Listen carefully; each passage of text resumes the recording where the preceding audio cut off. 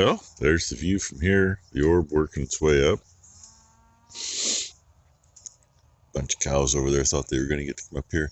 And a freaking coyote, if you saw it, just ran across. Son of a... I think it was a coyote. Could have been a bobcat, but I'm 99.9% sure that was a coyote. And I didn't bring a gun with me. Go figure. Anyway. Excuse me. Yeah, it didn't move a whole lot. I looked out last night and I thought, okay, yeah, looks like it's on track to be in, between noon and 3 o'clock. Yeah, the one drawback to not having quite enough pressure trying to run a turbine machine. I got to go up there and bump it so it'll bring it in. So it won't be getting moved, 2, 3 o'clock. It'll probably be getting shut off at midnight. I don't know.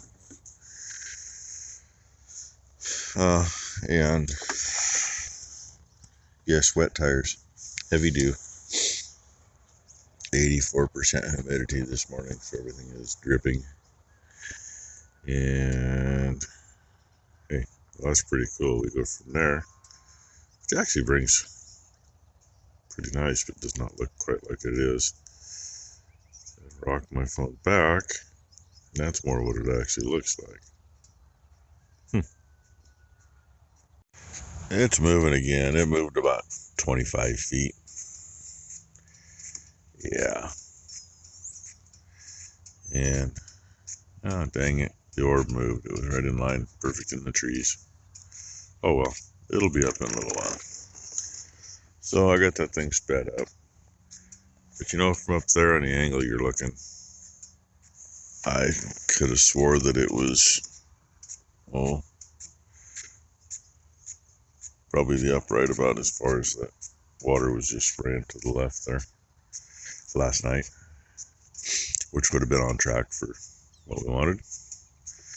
That's all right. Here's what it is. Just makes, one more day up here, another half a day.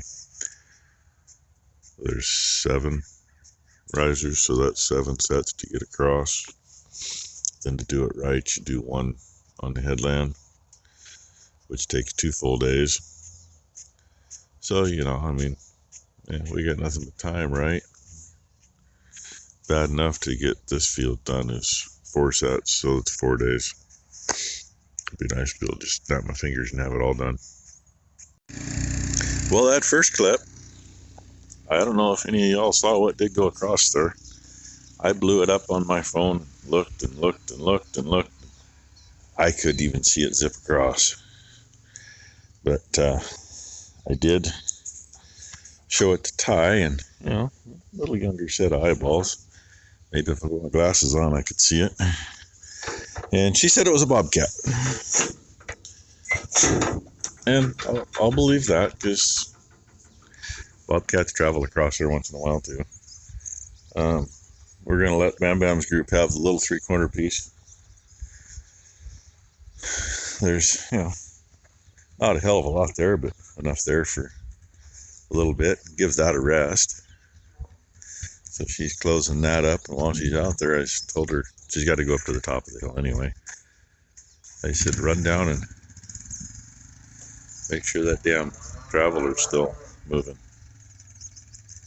I bumped her up faster this morning, so it's got more power to move it, but we're only 80 pounds up there once the turbine's going, and turbine requires a little bit of oomph. So anyway, she's just making her way up, get that done. And when she comes back up, we're going to put a bale in for those guys. I don't want to take anything off the top part of that stack. I'm going to use a skid steer this morning because I got those two those 2 wonderful bales to do. And I don't want to try to pick them up with the tractor. So, and since I don't want to get into the tall stacks, we might, I got those bales sitting on the back of the trailer, the small ones. We might just throw a few small bales in over here. keep something in these feeders.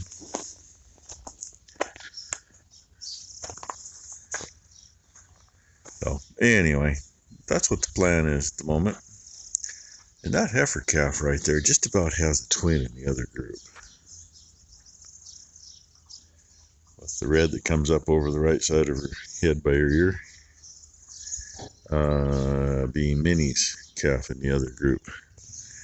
Looks a lot like her. Probably related. Most of them are, one way or another. It's not too closely related. No extra limbs or any of that stuff, right? Oh, wait. These are red and white cattle. They're not known for that. It's those black ones that were inbred for centuries before they inbred them even more.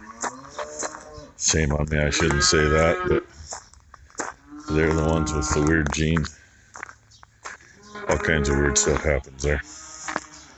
So, anyway, I'll get me a skid steer and start moving some bales, I guess. Of course, I probably don't want to put any in here yet, or they won't leave the frickin' barn, and we want them to get out. Yeah. Well, a little bit of new pasture for a while. It won't last a long time, but it's fresh grass. They'll enjoy it. Now we can finish feeding up here. We already fed the steers while they were locked in. And now we can get them fed. Oh, and I missed one. Go figure. Gotta have one. One of the kids is, of course. Well, there you have it. There's a spring. It finally came in. But this one is not the one we ordered. This is one that the parts guy got from another depot overnighted. They're eating a big chunk of shipping. Our new Case IH dealer.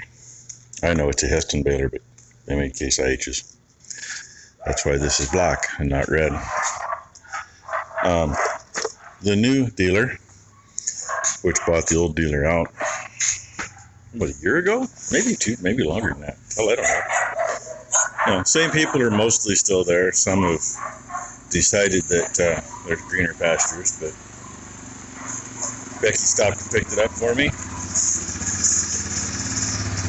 And she said that parts guy told her the other one is still supposed to be coming. They're hoping it'll be here by Monday. And since she's giving it a weird look, she has no idea what she's looking at, apparently. It's a spring, kid. Thanks, I know that, Dad. Yeah, it's a spring. It's the right one. See that? Missing just about the right amount. Anyway, he said that those were the only two he could find in captivity. That's not saying that AGCO doesn't have something. But our experience getting parts through AGCO, they're really slow at shipping. Like if we ordered next day, we'd see it next month. But anyway, with what Becky come home and said, I'm going to say kudos to NNS Tractor of Oregon. Yep, now you got her name. It used to be Ag West Supply. NNS Tractor is actually out of California, and I take to guess how many frickin' dealerships they actually have. But Ag West Supply was a co-op, which Ag West Supply is still alive, just no longer a dealership. The bad thing about NNS taking over is we lost a few of the things. Like Ag West Supply was not only a Case IH dealer, they were a Heston dealer also, and regular AGCO dealers. So we could get parts either direction. And generally, if anybody wants to know, if you got one of those machines that was made by Heston for Case IH, most of the time the Case IH part is less expensive and you can get it quicker. That's why I didn't even bother trying. I don't even know who the hell to go to for Heston parts local anymore.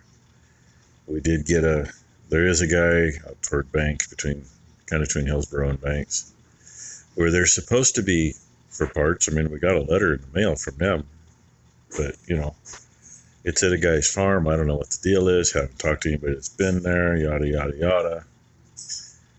If I look long enough, I can probably find a phone number, but I have no idea who the hell's there, or if they're just going to give us an account, or we got to pay cash or whatever. This is all on account, and when they get their shipping straightened out, we'll have 2 springs, and we'll pay for the springs probably plus a little bit, but we're not going to get hammered. And I rambled on way too long, but Hey, look, that end's hooked. Nice new pin. Same old clavis. But wait, that end's not. There is no freaking place to get a pull on it up there in the right spot.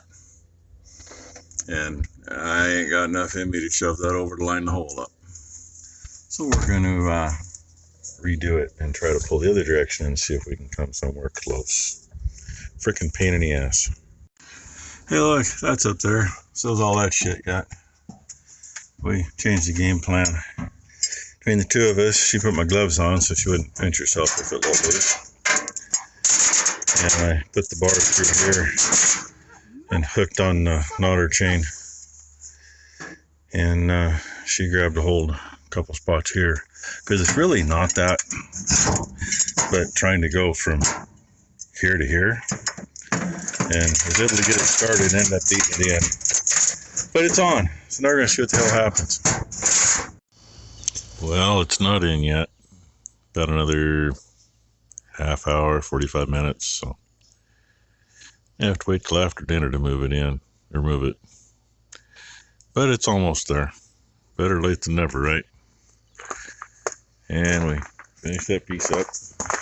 Well, except for half the outside round, it's too wet. So wait till the sun hits that in the morning because it was in the shade tonight. Believe it or not, yes, it was in the shade like an hour and a half ago. That's why it was wet. So anyway, thanks for watching, everybody. Y'all have a great hump day.